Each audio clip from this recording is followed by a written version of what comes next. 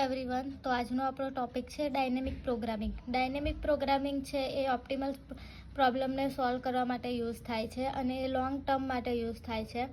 Dynamic programming છે એ always ensure optimal ઓર best solution provide કરે છે, જ્યારે ગ્રીડી અલ્ગોરિધમ છે એ આપણને ખાલી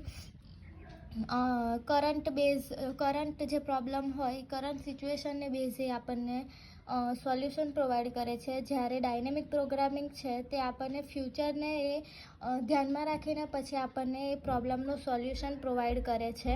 એ રીતે ડાયનેમિક પ્રોગ્રામિંગ છે એ આપણને સૌથી વધારે હેલ્પફુલ થાય છે લાર્જ અમાઉન્ટ ઓફ ડેટા આપેલા હોય ત્યારે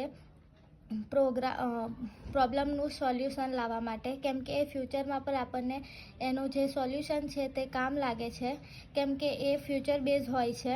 જ્યારે ગ્રીડી છે એ ખાલી કરંટ સિચ્યુએશનને આધારે હોય છે. તેના માટે ડાયનેમિક પ્રોગ્રામિંગ છે, તો ડાયનેમિક અલ્ગોરિધમ છે તે આપણને વધારે ઉપયોગી થાય છે.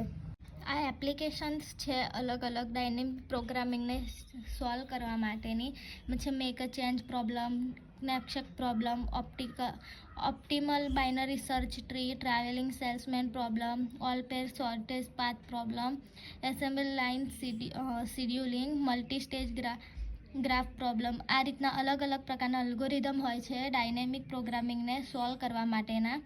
બટ જે રીતે આપણે ગ્રીડીમાં જે આપણને સોલ્યુશન છે તે ઇઝીલી મળી જતું હતું, તે રીતે આમાં આપણને થોડું ટફ પડે છે ડાયનેમિક પ્રોગ્રામિંગમાં, કારણ કે એ ફ્યુચરને ધ્યાનમાં રાખીને એનું સોલ્યુશન બતાવતું હોય છે.